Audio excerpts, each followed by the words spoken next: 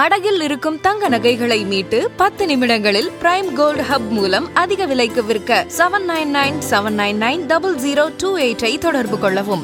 Summer வந்தாச்சு. What's your plan for this holiday? எங்க கிட்ட விட்டுருங்க, நாங்க பாத்துக்கிறோம். GT holidays. GT holidays, south India's number 1 travel brand. என்னுடைய அன்பு தம்பி இசக்கி கார்வண்ணன் அவர்கள் எழுதி இயக்கி தயாரித்திருக்கிற திரைப்படம் பரமசிவன் ஃபாத்திமா.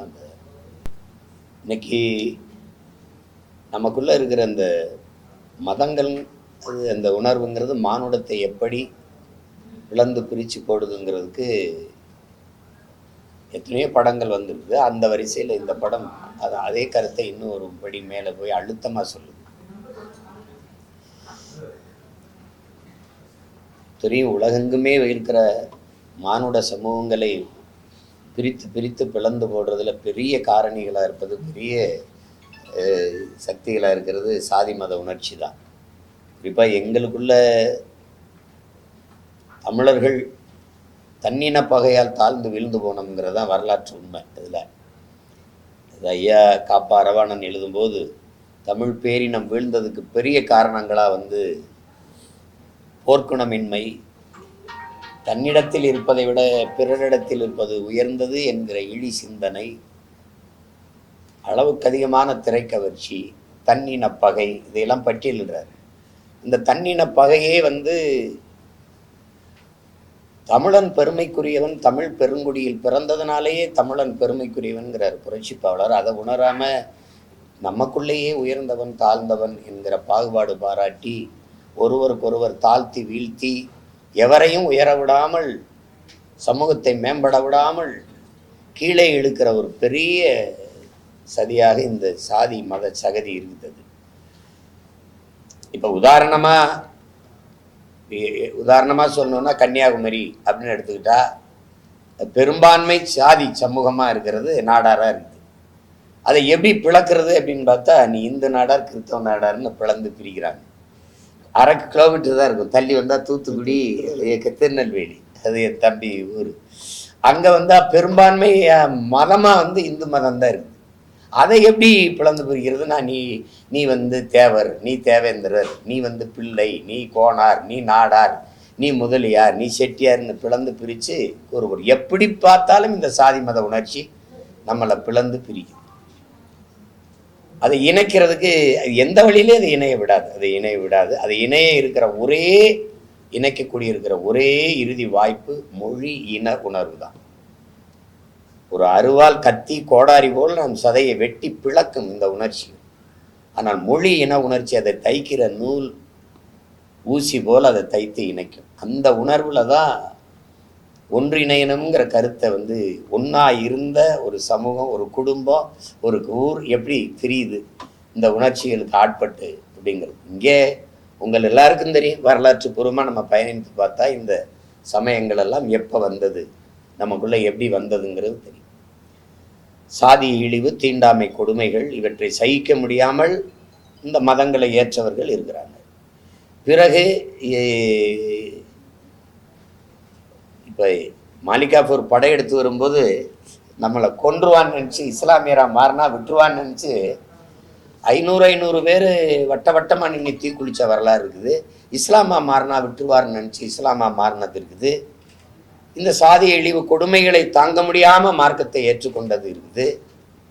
இங்கே அப்படிதான் பார்த்தா தீத்து தொட்டா தீட்டுன்னா அவன் தொட்டு ஆண்டவருக்கு தோஸ்திரம்னா ஆமா தோஸ்திரம்னு போயிட்டான். அப்படிதான் இந்த மதங்கள் எல்லாம் இங்கே வந்தது. இப்போ அதற்கு ஆட்பட்டு மானுட சமூகம் பிளந்து பிரிந்து தாழ்ந்து வீழ்வது சரியல்ல. எல்லாவற்றையுமே நிற்கக்கூடிய பேராற்றல் ஒன்று இருக்குது. அதுதான் அன்பு, அதுதான் காதல். ஒன்று அணைச்சு போடுங்க, இல்லை வெளியில போங்க. அதுதான் அன்பு, அதுதான் காதல், அதுதான் எல்லாவற்றையும் கடந்த ஒரு போற்றத்தக்க புனிதமான உணர்வு அப்படிங்கிறத படத்தில் என் தம்பி கார்வண்ணன் வலியுறுத்துறார். அதில் அவர் திரைக்கதை அமைச்சு கொண்டு போன விதம் ரொம்ப சுவைபட சொல்லியிருக்கார். அதை அது ஏன் நடக்குது, எப்படி நடக்குது, எதனால் இது நடந்திருக்குங்கிற அந்த தேடலை அந்த எதிர்பார்ப்பை பார்வையாளர்களுக்கு கூட்டிக் கொண்டே போகிறார். பெரிய துணையாக அதில் இருந்தது என்னுடைய தம்பி ஒளிப்பதிவாளர் சுகுமார் அவர்கள். அதில் அவருக்கு அந்த பயணத்தில் இசையோடு அப்படி கூட்டிக்கிட்டு போன தம்பி தீவன் சக்கரவர்த்தி அதில் அவர் பாடல்லையும் சிறப்பாக செஞ்சுருக்கிறாரு. அந்த பாடல்களுக்கு வரி வடிவம் கொடுத்த என்னுடைய தம்பி ஏகாதேசி, கலை இயக்கம் பண்ண என் தம்பி சமர், வீரசமர், எல்லாருமே இது சொல்லப்போனால் எங்கள் குடும்ப படம். ஆனால் கதை குடும்ப படம் இல்லை, அது நல்ல கருத்துள்ள சமூக படம், மிகச்சிறப்பாக செஞ்சுருக்கிறாங்க. புதிய பிள்ளைகள் எங்களுடைய அண்ணன் யாருக்கண்ணனுடைய பொண்ணு நம்ம வீட்டு பெண், ரொம்ப அருமையாக நடிச்சிருக்கு சாயாதேவி. அதுக்கப்புறம் அவங்க சேஷுதா அவங்க நடிப்ப புதுமுகம். அப்புறம் இன்னொரு அந்த என் தம்பி குல் சுரேஷ், அந்த அந்த காதல் சுகுமார், விஆர் அவர் பேரும் விமல், விஆர் என் தம்பி விமல் நடிச்சிருக்கிறாரு. அவர் உங்களுக்கு தெரியும், விமல் நல்ல கதைகளை தேர்வு பண்ணி தான் நடிப்பார் அவர். அதுபோல் இந்த படத்துலேயும் அவருக்கு ஒரு நல்ல பேர் கிடைக்கும். எல்லாருமே சுகுமார் ஒளிப்பதிவாக மட்டும் இல்லாமல் இந்த படத்தில் பெரிய கதாபாத்திரம் எடுத்து நடிச்சிருக்கிறார். அதில் எல்லா படங்களையும் போல தன்னுடைய சிறந்த நடிப்பாற்றலை வெளிப்படுத்தக்கூடிய என்னுடைய அண்ணன் எம்எஸ் பாஸ்கர் அவர்கள் இதில் மிகச்சிறந்த ஒரு பெரிய கதாபாத்திரத்தை ஏற்று, என்னுடைய அண்ணன் மனோஜ்குமார், அம்மா ஆதிரா அவர்கள் எல்லாருமே ரொம்ப சண்டை காட்சிகள் அதெல்லாம் நடன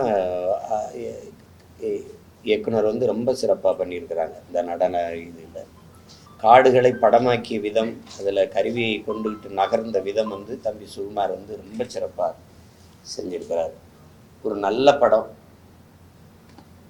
நல்ல படத்தை அழகாக ஒரு கருத்தை வந்து வழியை திணிச்சு பாடம் நடத்தாமல் போகிற போக்கில் அதை அழகாக என் தம்பி கார்வண்ணன் திரைக்கதை உரையாடல் எழுதி இயக்கியிருக்கிறார். இந்த படம் பெரிய வெற்றியடைய நான் வாழ்த்துறேன். அதில் பங்கேற்று படத்தொகுப்பாளர் எல்லாருக்கும் என்னுடைய அன்பும் வாழ்த்துக்களும். இந்த படத்தை இப்படி ஒரு கதையை எடுத்து தயாரித்து அதில் கார்வண்ணன் தம்பியும் நடிச்சிருக்கிறார், காவல்துறை அதிகாரி, அவர் தான் விசாரிக்கிறார். அவரோட நடித்த தம்பி சுகுமார், பாலா எல்லாரும் நல்லா செஞ்சுருக்காங்க, சிறப்பாக செஞ்சுருக்கிறாங்க. ஆமாம், அப்போ நடிச்சிருக்கிற என்னுடைய பங்காளி அலெக்ஸ், திண்டுக்கல் அலெக்ஸு, என் அன்பு தம்பி அருள்தாஸ், எல்லாருக்குமே நல்ல கதாபாத்திரம், நல்ல பங்களிப்பு, ஒரு நிறைவான படைப்பு. அதில்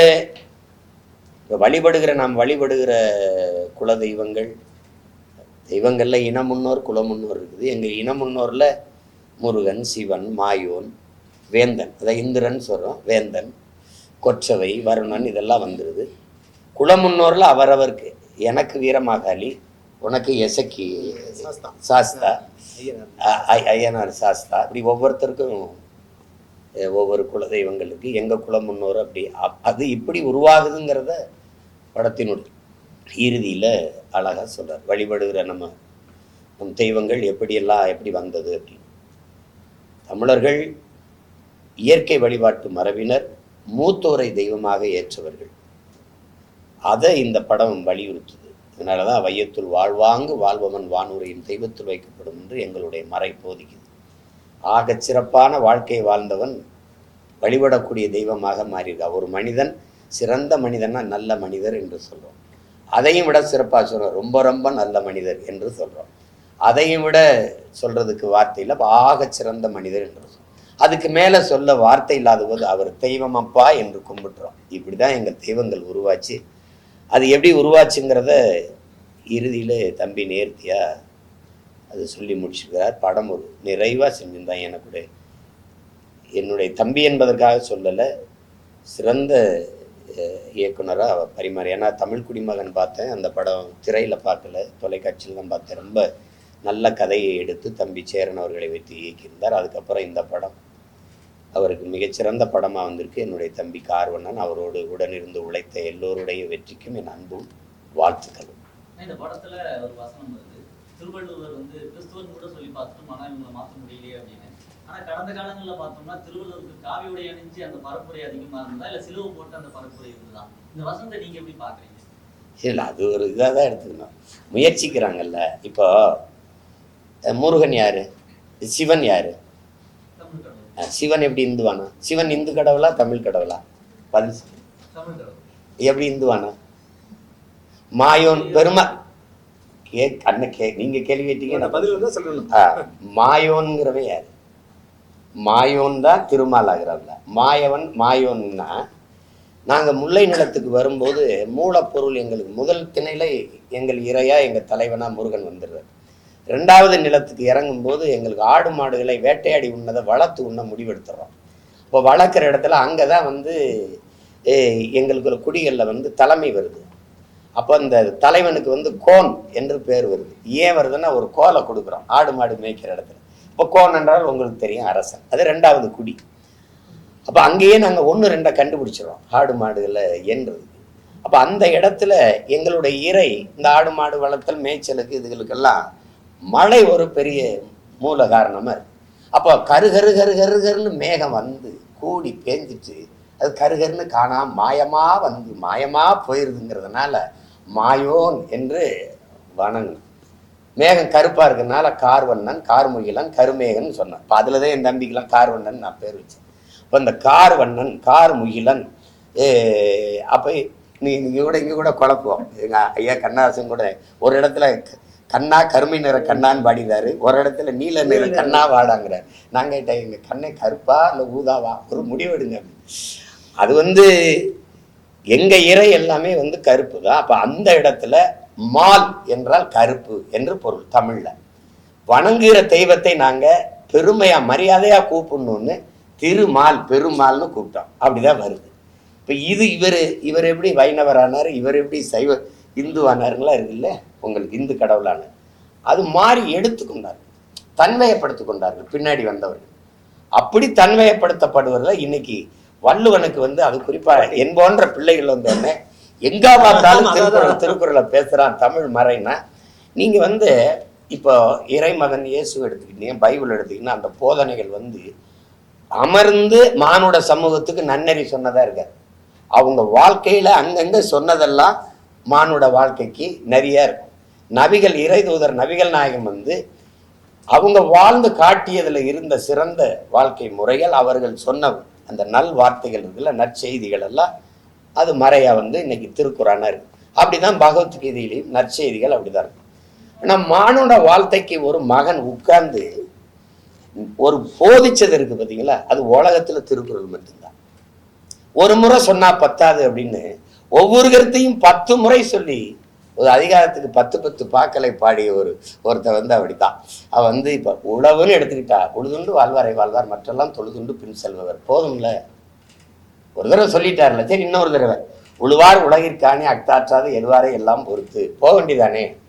10 தடவை சொல்றாப்ல. உழவினார் கைமடங்கின் இல்லை விளைவதும் விட்டேம் என்பார்க்கும் நிலை, இருந்தோம்பி இல்வாதுவதெல்லாம் விருந்தோம்பி வேளாண்மை செய்தல் பொருட்டு பாடிட்டே இருக்க. அப்படி 10 முறை பாடுறாப்ல. அப்போ ஒவ்வொன்றையும் 10 முறை வலியுறுத்தி அரசாட்சினா முறை செய்து காப்பாற்றும் மன்னவன் மக்களுக்கு இறை என்று வைக்கப்படும். மணிநீரும் மண்ணும் மலையும் அணிநிழற் காடும் உடையது அரண் பிறர் அஞ்சாமை அறிவு ஊக்கம் ஈகை இன்னான்கும் எஞ்சாமை வேந்தற்கு அழகு. இப்படியே பாடிட்டு வர்றது. அந்த மறையின் சிறப்பை நாங்க எடுத்து போகும்போது இவனை விடக்கூடாது, இவனை நம்மாலாகணும்தான். ஒருத்தர் காவிய போடுறது, ஒருத்தர் கருப்பை போடுறது, புரியுதுன்னு நினைக்கிறேன். அவன் என்ன போட்டாலும் அவன் தமிழன், தமிழின மூதாதை, தமிழ் மறையோன்கிறத ஒன்றும் மறைக்க முடியாது. அதுல அவர் ஒரு இதுக்கு சொல்றாரு, போட்டு பார்த்தா மாற்ற முடியல அப்படின்னு. பல இடங்கள்ல கிறிஸ்தவ மதத்தை இந்த படம் விமர்சனம் பண்ணதை இழிவுபடுத்துன்னு சொல்லி சில கிறிஸ்தவ அமைப்புகள் எதிர்ப்பு தெரிவிக்கிறாங்க. நீங்க படம் பார்த்தீங்க, அந்த மாதிரி காட்சி இல்லை, அப்படிலாம் இல்லை. அப்படிலாம் யாரு மனதையும் புண்படுத்தக்கூடிய நோக்கம் எங்களை யாருக்கும் இல்லை. அது குறிப்பா என் தம்பிக்கு எப்படி இருக்கும், அப்படி இல்லை. அவர் இருந்தா எடுன்னு சொல்லிடுவான், அப்படி இருந்தா அவனே எடுக்க மாட்டான். அது சும்மா இருக்கிற இன்னைக்கு இருக்கிற புழக்கத்துல இருக்கிறது. நீங்க நாங்க புண்படுத்துறோம் அதெல்லாம் ஒண்ணும் இல்லையா. அதெல்லாம் இப்ப அது படி மாறி இருக்குது இல்ல. மாறிக்கு மேரிக்கு என்ன வித்தியாசம் இல்லைங்க. கிறிஸ்தவத்திலையும் ஃபாத்திமா இருக்கு, இஸ்லாத்திலையும் ஃபாத்திமா இருக்கு. அங்க உங்களுக்கு புரியுதுன்னு நினைக்கிறேன். இங்க இப்ராஹிம், இங்க ஆபிரகாம். உங்களுக்கு விளங்குதுன்னு நினைக்கிறேன். ஒரே தாய் வீகத்துல பிறந்ததுல. அப்ப இல்லையா, அதுல இஸ்லாத்தை தழுவியர்கள் இருக்கிறாங்க, சிலர் யூத மதத்துல அப்படியே இருந்தவங்க இருக்கிறாங்க, கிறிஸ்தவத்தை ஏற்றுக்கொண்டவங்க இருக்கிறாங்க. ஆனா எல்லாரும் ஒரு தாய் பிள்ளைகள், ஒரு அப்பனின் பிள்ளைகள் தான். அப்படிதான் வரலாறு சொல்லுது. இப்போ அந்த மாதிரி தான் எங்கள் அப்பா நம்மாழ்வார் வந்து ஜெர்மனுக்கு போகிறாங்க. ஏன் போனாங்க? வேப்ப மரத்தை வேப்ப விதையெல்லாம் வேப்ப மரத்தை அவன் வாங்கிட்டான் காப்பீட்டு உரிமையை. என்ன பண்ணுறது தெரியல, அந்த மனுஷன் 2 நண்பர்களை கூட்டிகிட்டு போயிட்டாப்ல. போய் அங்கே நடக்கிற அந்த விவாதத்தில் போய் பங்கேற்று இருக்கும்போது வெளியில் எல்லாரும் உள்ளே போகும்போது வேப்பங்குச்சி வச்சு பல் விளக்கிட்டு இருந்தோடனே என்ன பண்ணிகிட்டு இருக்கேன் அப்படின்னு ஒரு வேலைக்காரங்க, நான் பல் விளக்கிட்டு இருக்கேன் அப்படின்னு. எங்கே ப்ரெஷ்ஷு பேசிட்டேங்க இன்சைடு த ப்ரெஷ் அப்படி. அது எங்கள் அப்பா நல்லா பேசி கேட்டாங்க. வேலைக்கு தூக்கி போட்டியோ எங்கள் எதிராக அது நீங்கள் என்னடா எடுத்துகிட்டு வந்து வச்சுக்கிட்டீங்க, நீங்கள்லாம் உங்களுக்கு மேரியம்மா மாதிரி எங்களுக்கு மாரியம்மாப்பா, நாங்கள் எங்களுக்கு இதை கட்டித்தான் நாங்கள் சாமி கும்பிடுவோம், எங்களுக்கு அம்மைன்னு நோய் வந்தால் அந்த வேப்ப மர இலையை எப்படி கட்டுவோம், தீர்ந்து போயிடும், அதனால் தயவு செய்து இது எங்களுக்கு கொடுத்துருங்கன்னு டேக்கிட்டுன்னு கொடுத்துட்டான். அப்படி அந்த காப்பீட்டு உரிமையை நமக்கு திருப்பி கொண்டு வந்தது எங்கள் அப்பா சொன்னது தான், உங்களுக்கு மேரியம்மா எங்களுக்கு மாரியம்மான்னு.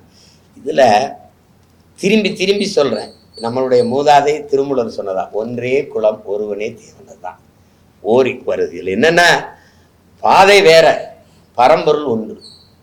எத்தனை நதிகள் வருது, எங்கே போய் சேருது? அந்த கடல் ஒன்று. இதுதான் உலகம். இதை புரிஞ்சுக்கிட்டு குழப்பம் இல்லாமல் அடிச்சுக்கிறாம எல்லா மதங்களும் மதம் சிறந்தது நீ வழிபடு, என் மதம் சிறந்தது வழிவிடு, இவ்வளவுதான் கோட்பாடு. அண்ணல் அம்பேத்கர் சொன்னதுதான், நான் யாருக்கும் அடிமை இல்லை, எனக்கும் யாரும் அடிமை இல்லை. இதை ஏற்றுக்கிட்டா மானுட சமூகத்துல ஒரு பிரச்சனையும் கிடையாது, எல்லாரும் நிம்மதியா வாழலாம். மதம் மாறுறாங்க, மதம் மாறினா இந்த பிரச்சனை வருது. அப்போ ஊர்ல இருக்க ஒருத்தர் வந்து சொல்றாரு, மதம் மாறினா இனிமே இந்த ஊர்ல உடைமைகளும் உயிரும் பறிக்கப்படும் சொல்றாங்க. ஆனா மதம் மாறுறது அப்படிங்கிறது ஒரு தனிப்பட்ட மனிதனுடைய உரிமை. அது இருக்கிறத சொல்றாரு. இப்ப மதமாற்ற தடை சட்டம் வரும்போது நீங்க என்ன பண்ணீங்க? இந்த நாடு மதமாற்ற தடை சட்டத்தை போட்டிருக்கா இல்லையா? இப்போ நாடே போட்டிருக்கா இல்லையா? மதம் வந்து அவன உரிமை, வழிபாடு, மதம் ஏற்றுக்கொள்ளக்கூடியது, உடை, உணவு, வழிபாடு, இதெல்லாம் வந்து அவனவனுடைய உரிமை. அதற்கு பேர் தான் சுதந்திரம். இந்த சாமியைத்தான் கும்பிடணும், இந்த உடையைத்தான் உடுத்தணும், இந்த உணவைத்தான் உண்ணணும்னு சொல்ல யாருக்கும் உரிமை இல்லை. அது மாதிரி அவர் சொல்றாரு, அவர் அந்த கருத்தை அப்படி ஒரு கருத்து இருந்தது, அதை சொல்றாரு. மண் சார்ந்த வேலை சொல்லுங்க. இப்பவே நீங்க சாதி விட்டு சாதி திருமணம் பண்ணா கொலை பண்றிய, அதையெல்லாம் எப்படி பாக்குறீங்க கேட்கல. மனிதன் வந்து இவன் வந்து வச்சான் பாருங்க, சாதியில போய் பெருமையை வச்சான் பாருங்க, அங்கதான் பிரச்சனை. மொழி இனப்பெருமை விட சாதி மத பெருமை பெருசா இருக்கு. இங்க இருக்கிற கூட்டத்துக்கு எது செத்தாலும் பரவாயில்ல, நீர் நஞ்சாயிருச்சா அப்புறம் பிரச்சனை கிடையாது, மொழி செத்துருச்சா பிரச்சனை கிடையாது, இனம் செத்துக்கிட்டு இருக்கா பிரச்சனை கிடையாது, வேற என்ன இருக்கு, என்ன காடு அழிக்கப்படுதா பிரச்சனை கிடையாது, மலை அழிக்கப்படுதா பிரச்சனை கிடையாது, மண் அள்ளி விற்கப்படுதா பிரச்சனை கிடையாது. எது செத்தாலும் பிரச்சனை. யானை, கரடி, சிங்கம், புலி, எது செத்தாலும் பிரச்சனை கிடையாது. எது செத்துறக்கூடாது? தன் சாதியும் மதமும் செத்துறக்கூடாது. தேமுதிக வந்து அதிமுக கூட்டணியில இருக்கு அப்படின்னு சொல்லிட்டு அதிமுக அதிகாரப்பூர்வமா அறிவிக்காங்க. உடனே ஒரு அரை மணி நேரத்துல வந்து தேமுதிக அது அப்படி எதுவும் நாங்க சொல்லல, இப்போதைக்கு நாங்க சொல்லல, அது ஜனவரியில நாங்க கூட்டணி சொல்றோம் அப்படின்னு சொல்றாங்க. அது அவங்கவுங்க கட்சியின் உரிமை, அவங்கவுங்க கட்சியின் முடிவு. அதுல எனக்கு என்ன கருத்து நான் சொல்ல முடியும்? நான் யாரோடும் கூட்டு சேரலை. எனக்கு சாப்பாட்டுல மட்டும்தான் கூட்டு பொரியல், சண்டையில நான் எப்பவும் தனிச்சு தான் போடுவேன். அதனால என்னை நீங்க அந்த ஆட்டத்துல சேர்க்கறது தப்பு. அது அவங்களும் தலைநகர் டெல்லியில சார் இப்போ 4 தலைமுறைகளாக இருந்த தமிழர்கள் மதராஸ் முகாம்ல இருந்து வீடுகளை இடித்து அகற்றப்படுறாங்க. ஆளும் பாஜக அரசு அதை செஞ்சுட்டு இருக்கு. அது எப்படி பாக்குறீங்க? நாங்க டெல்லியில் இருக்கிற எங்க தம்பிகள் போய் போராடினாங்க, பேசினாங்க. நான் கூட தொடர்ச்சியா பணியில் இருந்துட்டேன். இல்லைன்னா நான் போய் அங்கே ஏற்கனவே பல போராட்டங்களை செய்யலாம். இதை 40 நாடாளுமன்ற உறுப்பினர்களை வைத்திருக்கிற இன்றைக்கு தமிழ்நாட்டை ஆண்டுகிட்டு இருக்கிற கட்சிகிட்ட நீங்க கேட்கணும், இதுக்கு காங்கிரசின் நிலைப்பாடு என்ன? மாநில முதல்வர் என்ன சொல்லியிருக்காரு? இப்போ காலையில வீடுகள் இடித்து அகற்றப்பட்டிருக்கு. அது ரொம்ப நாளா இருக்கு அந்த பிரச்சனை. இந்த சிக்கல் வந்து இன்னைக்கு இல்ல, 2-3 மாசமா நடந்துகிட்டு இருக்கு. ஹரியானால இதே மாதிரி 5000 கணக்கான குடும்பங்கள் விரட்டப்பட்டிருக்கு. ஆனா இங்க 1.5 கோடி வட இந்தியன் வந்து குடியேறி அவன் இங்க வந்து எல்லா நிறுவனங்களையும் வேலை செய்யவும், கட்டுமான பணிக்கும், நாத்து நடவும், கருதருக்கும் வந்து இங்க 1.5 கோடி பேர் குடியேறி அவன் குடும்ப அட்டை எடுத்து அவன் இந்த பங்கீட்டு அட்டை, அதை ஒரே நாடு ஒரே ரேஷன் கார்டுல அவங்களுக்காக கொண்டு வரப்பட்டதுதான். வாக்காளர் அடையாள அட்டை எடுத்து வாக்கு செலுத்த வந்துட்டான். இப்ப எங்களுக்கு இருக்கிற பயம் 1.5 கோடி இன்னும் 1 கோடி வந்துட்டான்னா இந்த நாட்டின் அரசியலையும் அதிகாரத்தையும் அவன் தீர்மானிச்சிருவான். அப்புறம் கதை முடிஞ்சிடும். ஈழத்தில் அடிச்சு வரட்டும் போது அகதியா நிற்கவாது எனக்கு இங்கே ஒரு 1/2 கிரவுண்ட் இடம் இருந்துச்சு. இங்கே அடிச்சு வரட்டானா எங்கேயும் போக முடியாது. இப்போ டெல்லியில் இடிக்கிறான், நாளைக்கு ஒவ்வொரு இடமா இடிப்பான். இதுக்கு முன்னாடி ஹரியானாவில் அடித்தான், அதுக்கு முன்னாடி மும்பையில் மகாராஷ்டிராவில் உங்களுக்கு தெரியும் அடிச்சு தாராவியில் அடிச்சு வரட்டுனா. இப்போ தண்ணி கொஞ்சம் கொஞ்சமாக நடக்கும். இங்கே வந்தவன் எங்களை திருப்பூரில் அடிக்கிறான், அடிக்கிறான். இப்ப வாடகைக்கு குடியிருந்த ஒரு பீகாரிய ஒரு இளைஞர்கள் சத்தம் போட்டு பேசியிருக்காங்க. இந்த வீட்டு உரிமையாளர் சத்தமா பேசாதீங்கன்னு சொன்னது கொண்டுட்டான். எப்படி இருக்கு? சத்தமா பேசாதீங்கன்னு சொன்ன உரிமையாளரே கொல்லப்படுறாருன்னா எதிர்காலம் எங்க போய் நிக்கும்னு பாருங்க. இந்த அதிகாரங்கள் அவர்கள் மேல நடவடிக்கை எடுக்காது. அது இதை நீங்க தான் என்ன சொல்லக்கூடாது. நான் இதெல்லாம் சொன்னா நீங்க என்னை ஈனவெறியன் மொழிவெறியன் அதெல்லாம் சொல்லுவீங்க. அது நீங்க தான் சொல்லணும். இதுக்கு என்ன தீர்வு? சார், திமுக பொதுக்குழுல 27 தீர்மானம் நிறைவேற்றிருக்காங்க. அதுல ஜூன் 3ஆம் தேதி கருணாநிதி அவர்கள் பிறந்தநாள செம்மொழி நாளாக கொண்டாட தீர்மானம் நிறைவேற்றிருக்காங்க. கருணாநிதி அவர்களுக்கும் செம்மொழிக்கு என்ன சம்பந்தம் இருக்கு? ஐயா கருணாநிதிக்கும் செம்மொழிக்கு என்ன சம்பந்தம் இருக்கு? நீங்க கொண்டாடினா நான் முதலமைச்சர் ஆயிட்டேன், மறுபடியும் கொண்டாடுவீங்களா? திண்டாடுவீங்களா? இதெல்லாம் சேட்டை தானே. என் மொழி செம்மொழியா இருந்ததா நீங்க செம்மொழியா ஆக்குனீங்களா? யார்கிட்ட பதில் இருக்கு? தமிழ் செம்மொழியா நீங்க ஆக்குனதுனால செம்மொழியா? இந்தியாவை நீங்க ஆளும் போது காங்கிரஸ் கூட்டணி இருக்கும்போது செம்மொழின்னு சொல்ல சொன்னதுனால அதை அறிவிச்சதுனால என் மொழி செம்மொழியாச்சா? தமிழறிஞர்னு சொல்ல வேண்டியதுல உலகத்தில் இருக்கிற எல்லா மொழிவழி தேசியனங்களின் மொழி ஆய்வறிஞன் எல்லாரும் சொல்றான், உலகத்திலே ஒரு மொழி எந்த மொழியும் துணையும் இன்றி தனித்து இயங்கக்கூடிய உயர் தனி செம்மொழி ஒன்றென்றால் அது தமிழ்ங்கிறான். நீங்க யாரு எனக்கு என் மொழிக்கு அங்கீகாரம் பெற்று தரதுக்கு? எத்தனை ஆயிரம் ஆண்டுனே தெரியாது என் மொழியின் தொடக்கம். 50,000ங்கிறாரு தேவனையப்பாவானர், 80,000 உங்க கால்டுதல். ஆதியில் மனிதன் காடுகளில் இருந்து நகரத் தொடங்கிய போது, இடம்பெறத் தொடங்கிய போது பேசிய மொழியில் இருந்த ஒளி வடிவமும் எழுத்து வடிவமும் இன்றும் தமிழில் காண கிடக்கிறதுன்னு கால்டுவல் எழுதுறாரு. இப்ப 80,000 50,000 நான் எப்பன்னு தெரியாது. 1800 ஆண்டு 1600 வெறும் 500. அந்த 500 ஆண்டுக்கு முன்னாடி மலையாளம், அதுக்கும் பின்னாடி இந்தி வருது. இந்தி 500 ஆண்டை தொட்டுச்சா பாருங்க. நீனும் செம்மொழி நானும் செம்மொழி. இங்க போய் 2000 ஆண்டுன்னு சொன்னா சிக்கலாயிரும், மற்ற மொழிக்காரெல்லாம் பிரச்சனை பண்ணுவான்ட்டு இவர் 1500 ஆண்டுன்னு இந்தியா ஆண்ட அந்த காங்கிரஸ் ஆட்சி சொல்லும்போது ஆமான்னு சொல்லிட்டு செம்மொழின்னு அந்தஸ்தப்பட்டு வந்தீங்க. எனக்கு என் மொழி செம்மொழின்னு வந்துச்சு. செம்மொழியா செத்த மொழியா? நீங்க உங்க மனச்சான்று நெஞ்சில கை வச்சு எல்லாரும் சொல்லுங்க. இதை விட்டு வெளியில போனா தமிழ் இருக்கா? பேச தமிழ் இருக்கா? நாக்குல தமிழ் இருக்கா? நாட்டுல தமிழ் இருக்கா? ஏட்டுல இருக்கா? எங்க இருக்கு தமிழ்? அப்ப செம்மொழின்னு சொல்லிட்டா, செம்மொழிக்கு ஒரு பூங்கா வச்சுட்டா, செம்மொழி நாள் கொண்டாடிட்டா மொழி வாடுமா? நீங்க தமிழ்நாட்டின் முதலமைச்சர் பேசுறீங்க, வர்த்தகர்கள் வணிகர்கள் மாநாட்டில் என்ன பேசுறீங்க? தமிழ்ல எழுதுங்க பெயர் பலகை. எப்படி எழுதுங்க? ரெயின்போவே ரெயின்போனே எழுதுங்கிறீங்க. இதான் என் தமிழை வளர்க்கிறதா? இதான் தமிழ் மீட்சியா? ரெயின்போவை ரெயின்போன்னு எப்படி எழுதுறது? அதான தங்கிலீஷ். அப்படித்தானே எழுதியிருக்கு. அப்படிதான் எழுதியிருக்கு. ப்ளூ டைமண்ட் அப்படின்னு எழுதியிருக்குது. Blue stone. என்னுடைய உடற்பயிற்சி கொடுத்துக்க மாதிரி என் தம்பி பாய்த்து ப்ளூ ஸ்டோன் எழுதிருக்கு. நீல கல்னு எழுதி ப்ளூ ஸ்டோன் எழுது. நான் கேட்டா சொல்லு. எல்லா கடைகளையும் போகும்போது அண்ணன் சொன்னதுக்காக திரும்பி பார்த்து போங்க. ஒரு இடத்துல தமிழ் இருக்காங்க. எழுத்து தமிழா இருக்கும், ஆனா உச்சரிப்பு ஆங்கிலம். எழுத்து ஆங்கிலமா இருக்கும். இப்போ இல்லாட்டி எப்போ, IPPO இப்போ. எழுத்து ஆங்கிலம், உச்சரிப்பு தமிழ். விளங்குதா? அங்க என்ன இருக்கும்? டீ ஸ்டால், தேநீர் விடுதின்னு இருக்காது. தேநீர் கடைன்னு இருக்காது. டீ ஸ்டால், டீ போட்டு இஸ் போட்டு ஸ்டால். இது என்னது? எழுத்து தமிழ், உச்சரிப்பு ஆங்கிலம். இதுக்கு பேர் தான் தமிங்கிலம், தங்கிலீஷ். இமயவரை பரவி இருந்த ஒரு இனக்கூட்டத்தை, தெற்காசிய முழுமைக்கும் பரவி இருந்த ஒரு இனக்கூட்டத்தை மொழியை சிதைச்சு அழிச்சு காலடிகள் குறுகி வீழ வச்சு தமிழ்நாடுன்னு பேரை வச்சு என்னை ஏமாத்தி, எப்படி அவன் சொல்றான்ல, முதல்ல வெள்ளைக்காரன் வந்தா எங்க நாட்டுக்கு, எங்க கையில பைபிளை கொடுத்தான், எங்ககிட்ட ஆடு இருந்துச்சு, மாடு இருந்துச்சு, நிலம் இருந்துச்சு, வீடு இருந்துச்சு. அவன் வெள்ளைக்காரன் வந்தான், பைபிள் எங்க கொடுத்தான், பைபிள் எங்க கையில இருந்துச்சு, ஆடு மாடு நிலம் எல்லாம் அவன் கைக்கு போயிடுச்சுங்கிற மாதிரி நீ இந்த தமிழ்நாடுன்னு பேரை வச்சு எங்களை மயங்க வச்சு மொத்தமா முடிச்சிட்ட. எங்க இருக்கு தமிழ்? செம்மொழின்னு அவருக்கு பேரை வச்சா சொல்லுங்க. அந்த மாதிரி நீங்க ஆடியோ லான்ச்சுக்கு பண்றீங்க, வேலைக்கு வரீங்க. ஓய்வு என்பது எங்களுக்கே வியப்பா இருக்கு. ஓய்வு பத்தி நீங்க சொல்லுங்க. என்னை உருவாக்கின என் தலைவன் வந்து என் கற்பிச்சது ஓடிக்கொண்டே இருக்கணும். உறக்கத்துக்கு முதன்மைத்துவம் கொடுக்கக்கூடாது. நாம் அடிமை, உரிமை பெறுகிற ஓடுங்க.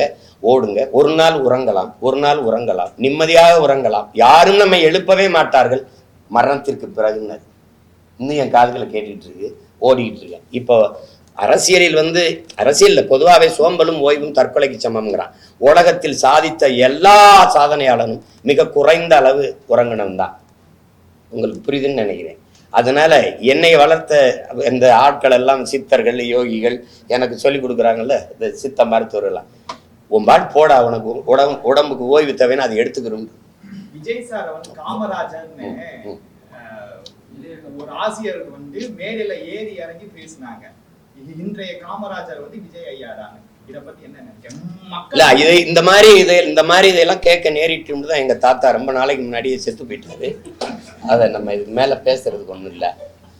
அது காமராஜருங்கிறவர் யாருன்னு அந்த சொன்னார்ல, அவருக்கும் காமராஜர் யாருன்னு தெரியாது. ஆசிரியர் அதான் ஆசிரியருக்கு தெரியல. அவர் என்ன படிச்சாரோ காமராஜரை படிக்கல, அது தெரியுதுல்ல. காமராஜர் 50 படம் நடிச்சு முதலமைச்சராக வரல, அரசியலுக்கு வரல. அது அடிப்படையில் எதையாவது பேசி வைக்கிறது. ஆசிரியர் பேசுனா இப்போ முதல்வர் ஐயா வந்து ஐயா கருணாநிதி பிறந்த நாளை வந்து செம்மொழி நாள்னு சொன்னா கட்சிக்காரன் ஏற்பான். தமிழ் மக்கள் இந்த இன உணர்வு மாணவன் உண்ட தமிழன் ஏற்பானா?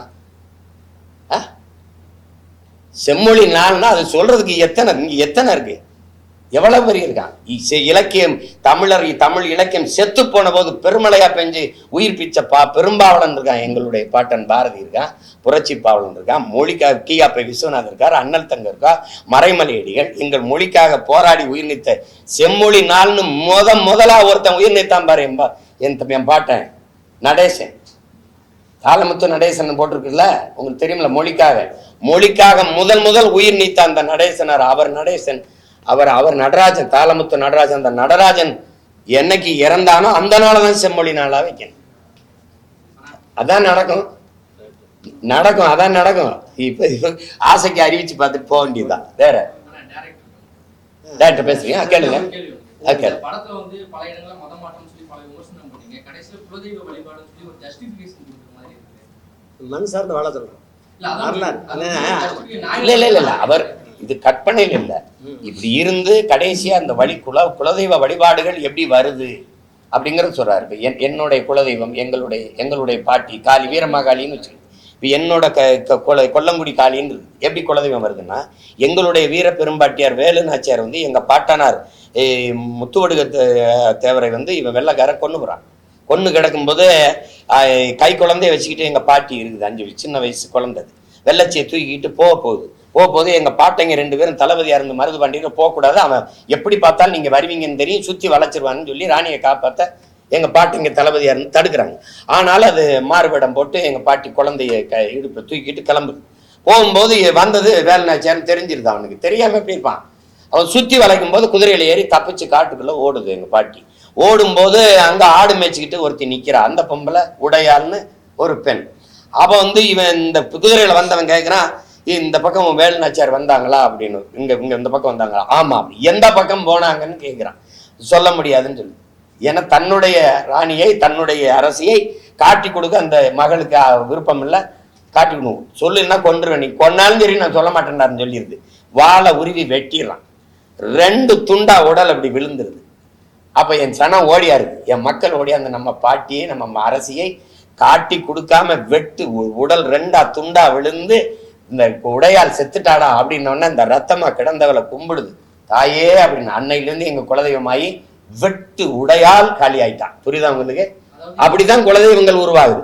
அப்படி இந்த அநீதி அநியாயமா இந்த மதத்தின் பேரால பிரச்சனைகளை பண்ணி அழிவை ஏற்படுத்தின அவங்களை திருப்பி அழிச்சு ஊர் அமைதியை நிலைநாட்டிய அந்த பரமசிவனும் பாத்திமாவும் அந்த ஊர் தெய்வங்களா வழிபடப்பட்டார்கள் அப்படிங்கிறத முடிக்கிறார். அதுதான் எல்லாருக்கும் குலதெய்வ வழிபாடு இருக்குல்ல, எல்லாருக்குமே குலதெய்வம் திரும்பணுங்கிறதுல. இப்ப நாங்க திரும்புறோங்கிறது, நீங்க திரும்புங்க, திரும்பி பார்க்காம கூட போங்க, இருக்கிறத சொல்லலாம். இதை திரும்ப சொல்லிட்டாரு சீமான். ஐயோ தாய் மகன் சொல்லிட்டாரு. நான் அவன் சொன்ன மாதிரி, தம்பி சொன்ன மாதிரி 1 கோடி வேலை இவ்வளோண்டு மூளை 1 கோடி வேலை, இதையும் பிரச்சனையாக்கி போற இடத்துல அதே கேட்பாங்க. ஜாதி வந்து வேணும்னு கேக்குறாங்க. யாரு?